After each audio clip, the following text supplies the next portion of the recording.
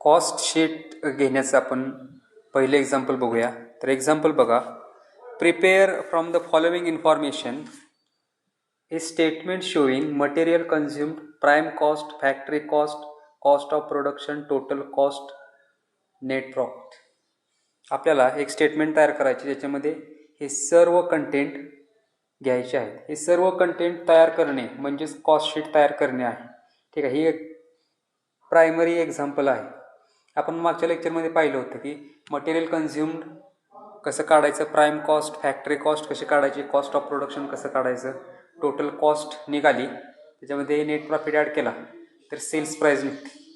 तर त्या पद्धतीनंच म्हणजे हे सर्व कॉस्ट शीटचेच एलिमेंट्स आहेत आणि ते आपण शोधून काढले तर कॉस्ट शीट तयार होते. ठीक आहे. त्यामुळे आपण या एक्झाम्पलमध्ये जे पर्टिक्युलर्स दिलेत त्याच्या साहाय्याने आपण स्टेटमेंट ऑफ कॉस्ट तयार करू शकतो. तर आपण तयार करूया स्टेटमेंट ऑफ कॉस्ट.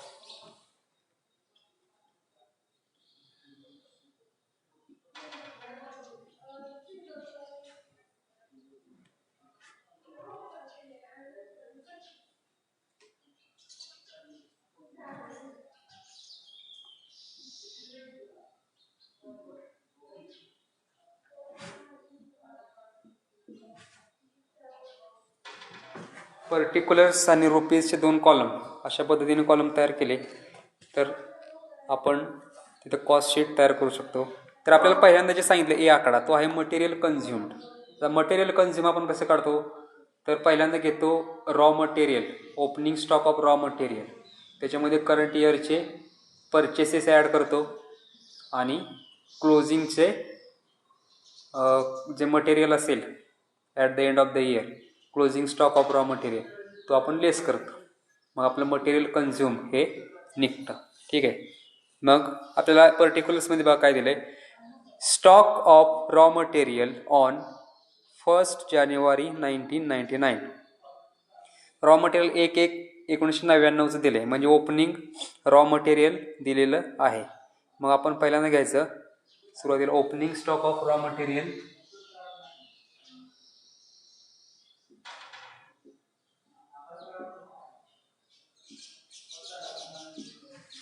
त्याची अमाऊंट दिली 24,000. आता याच्यामध्ये ॲड करायचं रॉ मटेरियल जे आपण करंट इयरमध्ये परचेस केलेलं असेल ते. तर आपल्याला नंतर त्याच्या पुढे दिलं आहे stock of raw material on 31 December 1999 म्हणजे वर्षाच्या शेवटीचं रॉ मटेरियल आहे तो आहे closing stock of raw material. ते आपण लेस करायचं आहे. त्यानंतर दिलेलं आहे परचेसेस ऑफ रॉ मटेरियल. मग आपलं ओपनिंग स्टॉक जो स्टॉक आहे सुरुवातीचा त्याच्यामध्ये करंट इयरमध्ये केलेले परचेसेस रॉ मटेरियलचे ते आपण ॲड करायचे. म्हणायचं add purchases of raw material. आता परचेसेस किती केलेत 92,000. आता पुढे आणखी एक बघायचं की मटेरियल परचेस करत असताना कोणकोणता खर्च झाला.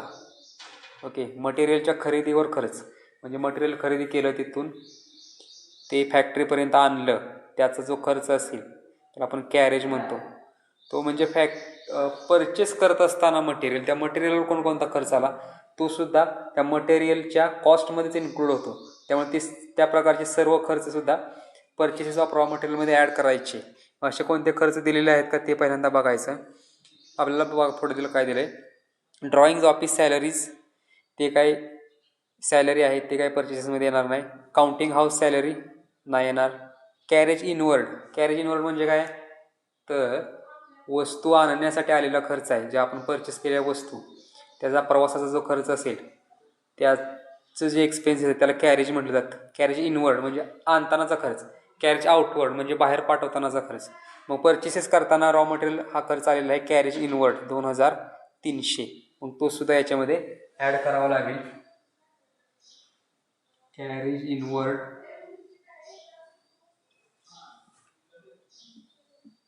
2,300. आता काय करायचं या तिघांची करायची टोटल 24,000, 92,000 आणि 2,300. याची अमाऊंट ही 1,18,000 300. ठीक आहे. आता आपण परचेसेस आणि परचेसेसवर आलेला खर्च ॲड केला.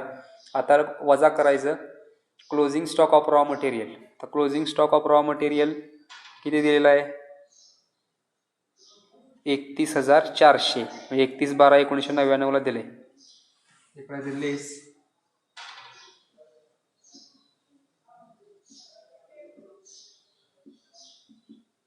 Closing stock of raw material 31,400. मग हे जर आपण दोघांची वजाबाकी केली तर आम्हाला 86,900. आता हे 86,900 काय आलं? Material consumed. आपल्याला जो आकडा दिलेला आहे शोधून काढण्यासाठी की मटेरियल किती कन्झ्युम झालं, तर मटेरियल कन्झ्युम झालं 86,900 रुपयांचं. तर मग हे आकडा टाकू आपण.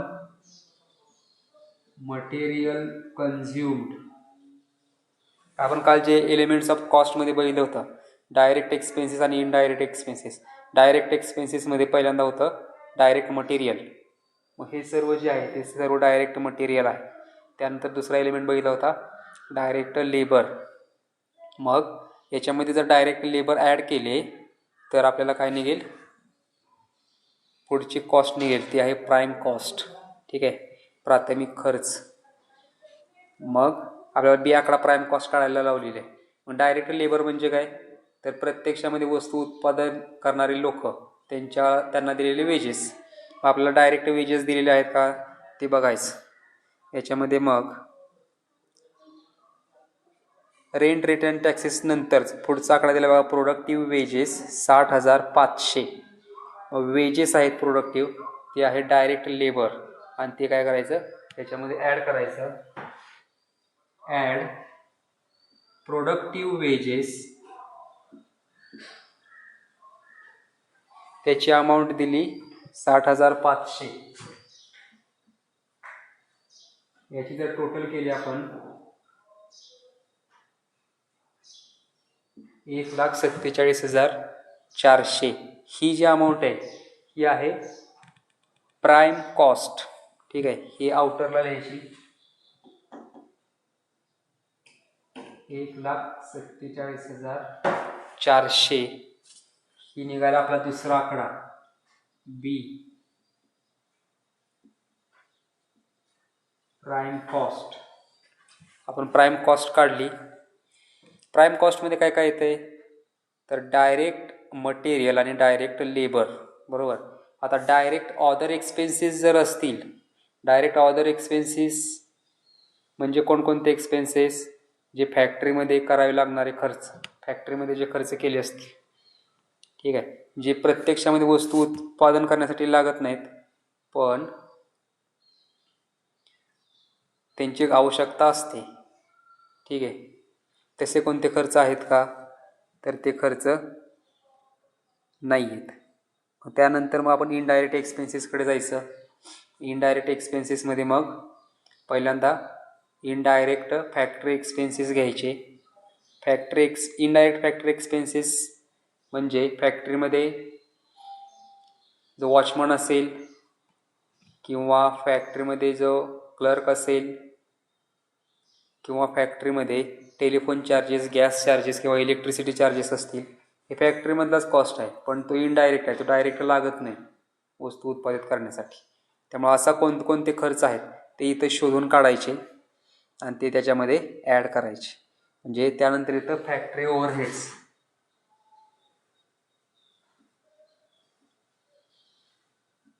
फॅक्टरी ओव्हरहेड्स कोणकोणते आहेत म्हणजे फॅक्टरीमध्ये आलेला खर्च सर्व ॲड करायचा. मग पहिल्यापासून पुन्हा बघायचं.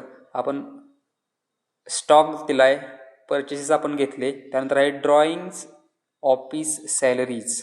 ड्रॉइंग ऑफिस सॅलरी म्हणजे ड्रॉइंग्स काढावे लागले असतील काय, ठीक आहे, फॅक्टरीमध्ये त्याची सॅलरी दिली,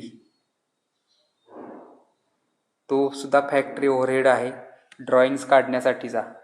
त्याच्यामुळे ते पहिल्यांदा घ्यायचं ड्रॉइंग्स सॅलरीज. त्याची अमाऊंट आहे 3,200. त्यानंतर पुढचं आहे काउंटिंग हाऊस सॅलरीज. काउंटिंग म्हणजे मोजदाद करण्यासाठीची आलेली सॅलरी, त्यांना मोजदाद करण्यासाठी जे असतील ते. म्हणजे गोदामामध्ये जर काउंटिंग केलं असेल तर ते फॅक्टरीमध्ये येऊन उडत नाही आणि त्याच्यामुळे ते इथं घ्यायचं नाही. त्यानंतर आहे कॅरेज इनवर्ड जे आपण घेतले ऑलरेडी. त्यानंतर कॅरेज आउटवर्ड वस्तू पाठवण्यासाठी आलेला खर्च आहे, म्हणजे तो डिस्ट्रीब्युशन एक्सपेन्सेस आहे. वस्तूची ज्यावेळी विक्री होते त्यावेळी फॅक्टरीमधून माल पाठवला जातो आणि त्याच्यासाठी आलेला खर्च आहे, त्यामुळे तो डिस्ट्रीब्युशन एक्सपेन्सेसमध्ये घ्यायचा. त्यानंतर आहे बॅड डेट्स.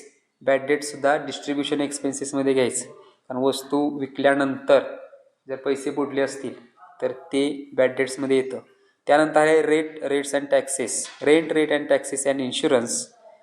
त्याच्यामध्ये 2 पार्ट दिलेत. Factory 4200, office 1500. फॅक्टरीचा रेंट आहे त्यामुळे तो फॅक्टरी एक्सपेन्सेसमध्ये घ्यायचा. म्हणजे रेंट कंसात फॅक्टरी आणि ऑफिसचा जो रेंट असेल तो ऑफिस ओव्हरहेडमध्ये घ्यायचा, तेव्हा आहे 4200. त्यानंतर पुढे दिलं आहे प्रोडक्टिव्ह वेजेस, ते आपण ऑलरेडी घेतलेलं आहे डायरेक्ट लेबरमध्ये. त्यानंतर आहे depreciation plant and machinery. Plant and machinery फॅक्टरीमध्येच असते त्याच्यामुळे ते फॅक्टरी एक्सपेन्सेसमध्ये घ्यायचं. डेप्रिसिएशन प्लांट अँड मशिनरी त्याची अमाऊंट आहे 3200. यानंतर डेप्रिसिएशन ऑफिस फर्निचर, ते ऑफिस एक्सपेंडिचर आहे, ऑफिसमधला फर्निचरवर डेप्रिसिएशन आहे. त्यानंतर आहे gas and water.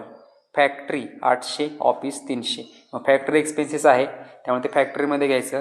Gas and water कंसात म्हणायचं फॅक्टरी, त्याची अमाऊंट दिली 800 रुपये. त्यानंतर खाली दिले travellers salary and commission. Travellers salary म्हणजे ते जे वस्तू विकताना ट्रॅव्हलिंग केलं असेल त्या व्यक्तीनं वस्तू विकण्यासाठी सेल्समननं, त्याच्यासाठीचं सॅलरी आहे, तीसुद्धा डिस्ट्रीब्युशन एक्सपेन्सेसमध्ये घ्यायची. त्यानंतर आहे ॲडव्हर्टाइजमेंट, तीसुद्धा डिस्ट्रीब्युशन एक्सपेन्सेस आहे. त्यानंतर आहे मेंटेनन्स ऑफ डिलिव्हरी व्हॅन. वस्तू पोचवण्यासाठीची जी व्हॅन असेल त्याला मेंटेनन्स केला, तीसुद्धा डिस्ट्रीब्युशन एक्सपेन्सेस आहे. त्यानंतर आहे रेंट ऑफ वेअरहाऊस. आता रेंट जो आहे वेअरहाऊसचा तो कसला एक्सपेन्सेस आहे, तर आपण वस्तू उत्पादित करून त्या गोदामामध्ये साठवल्या आणि त्याच्यावर आलेला जो खर्च आहे. आता गोदामामध्ये वस्तू कधी आपण पाठवतो, वस्तू उत्पादित झाल्यानंतर फॅक्टरीमधून आपण ट्रान्सफर करतो आणि त्या आपण वस्तू डिस्ट्रीब्यूट करण्यासाठी वेअरहाऊस बांधलेलं असतं. वेअरहाऊस कुठेही असू शकतं, जिथं कस्टमर्स असतील तिथे सुद्धा, त्यामुळे तो सुद्धा डिस्ट्रीब्युशन एक्सपेन्सेसमध्ये एक्सपेन्सेस घ्यायचा. त्यानंतर आहे प्रिंटिंग अँड स्टेशनरी, तो ऑफिशियल खर्च आहे. त्यानंतर आहे टेलिफोन चार्जेस, फॅक्टरीचा दिलेला आहे त्यामुळे ते फॅक्टरी एक्सपेन्सेसमध्ये घ्यायचा. टेलिफोन चार्जेस फॅक्टरी, त्याची अमाऊंट दिली 800 रुपये. अशा पद्धतीने आपल्याला एकूण 5 खर्च दिलेले आहेत फॅक्टरीशी रिलेटेड असणारे. मग ते आपण त्या सर्व खर्चांची ॲड किंवा टोटल करायची. टोटल किती येते,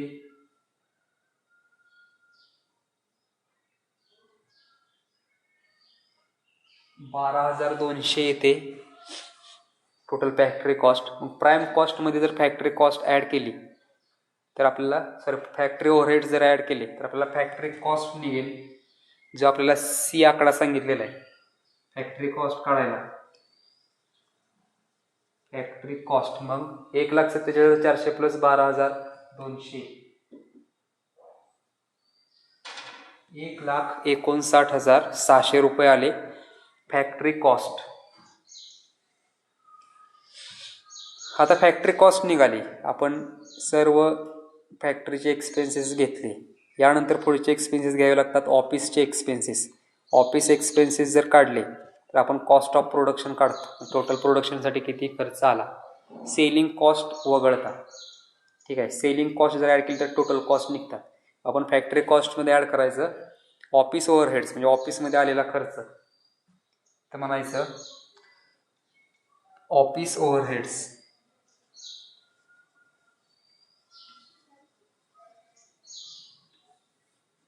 ऑफिसशी संबंध कोणकोणते खर्च आहेत ते शोधून काढायचे. मग बघा काउंटिंग हाऊस सॅलरी एक आहे पहिलं, ते घ्यायचं.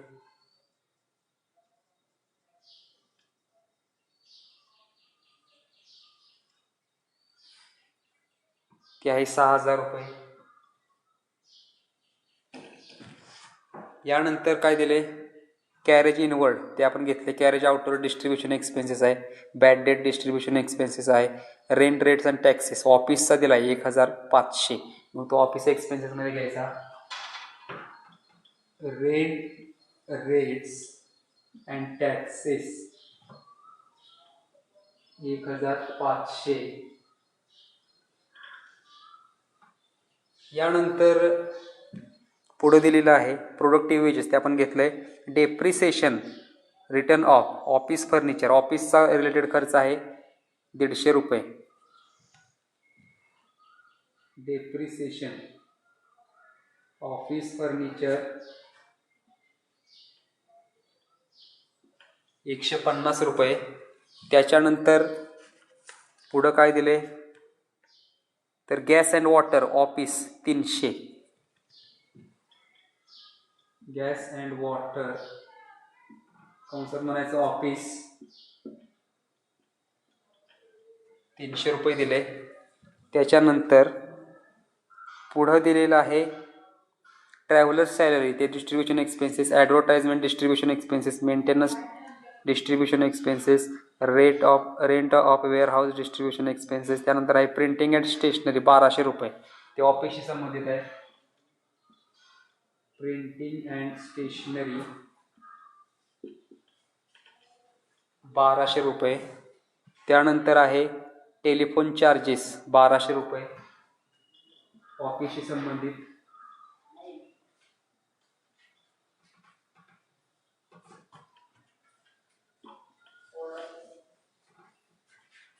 यानंतर पुढं टेलिफोन चार्जेस ऑफिसचे घेतले 1,200 रुपये. म्हणजे ऑफिसचे सर्व एक्सपेन्सेस इथं संपलेले आहेत. तर त्या सर्वांची करायची टोटल, त्या सर्वांची टोटल येईल 10,350 रुपये.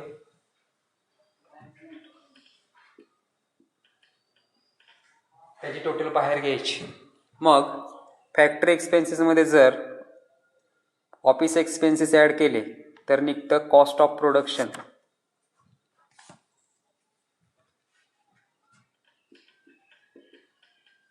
आणि त्याला म्हणायचं पुढचा आकडा डी, कॉस्ट ऑफ प्रोडक्शन. जो वस्तू उत्पादित करण्यासाठी एक एवढा आलेला खर्च आहे. आता याच्यामध्ये वस्तू विकण्यासाठी आलेला खर्च ॲड करायचा, म्हणजे आपली टोटल कॉस्ट निघेल. एकूण वस्तू, एकूण खर्च किती आला, ठीक आहे. तर मग त्याच्यामध्ये काय करायचं, वस्तू विक्रीचा खर्च म्हणजे डिस्ट्रीब्युशन एक्सपेन्सेस ॲड करायचे. इथं म्हणायचं add distribution expenses. Distribution expenses पुन्हा सर्व त्या पर्टिक्युलर्समधून शोधून काढायचे. त्याच्यामध्ये बघा स्टॉक दिलाय, परचेसेस दिलेत, ड्रॉइंग दिलेत, काउंटिंग हाऊस सॅलरी आपण घेतली. यानंतर कॅरेज इनवर्ड घेतलं. आता कॅरेज आउटवर्ड आहे, वस्तू पाठवण्यासाठी आलेला खर्च 2,100.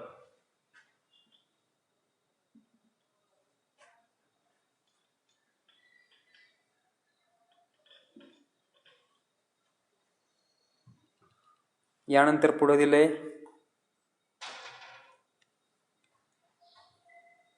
Bad dates 2,000.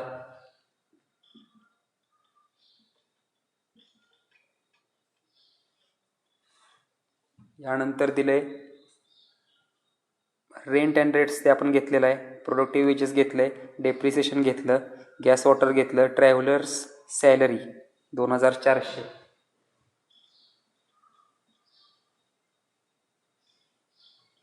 कमिशन 2,400 रुपये घेतलं. त्यानंतर advertisement 2,000, maintenance of delivery van 2,000.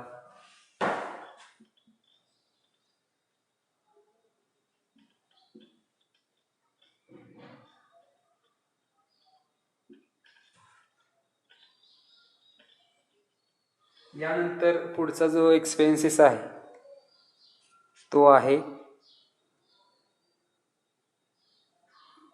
Printing and stationery ते आपण घेतले, टेलिफोन चार्जेस घेतले, हे सर्व आपण डिस्ट्रीब्युशन एक्सपेन्सेस घेतले. मग त्या सर्व डिस्ट्रीब्युशन एक्सपेन्सेसची बेरीज करायची. याच्यामध्ये एक राहिलं रेंट ऑफ वेअरहाऊस, गोदामाचा जो खर्च आहे तो इथे लिहायचा राहिला. रेंट ऑफ वेअरहाऊस त्याची अमाऊंट आहे 1200. आपण सर्व डिस्ट्रीब्युशन एक्सपेन्सेस घेतले, मग त्याची करायची टोटल येते 11,700. याची बेरीज करायची.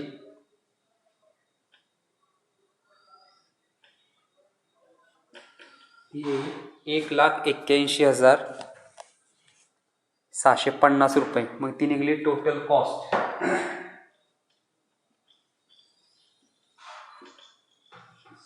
एकूण खर्च किंवा कॉस्ट ऑफ सेल्स सुद्धा त्याला म्हटलं जातं.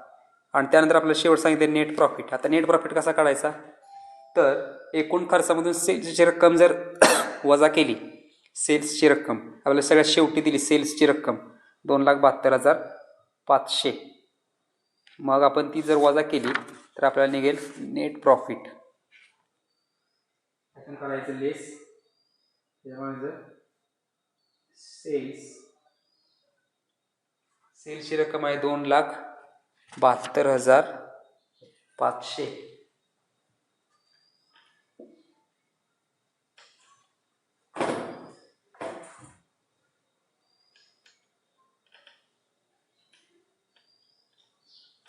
मग 2,72,500 मधून 1,81,750 रुपये जर वजा केले तर आपली अमाऊंट निघेल 90,850. आणि तो आहे नेट प्रॉफिट.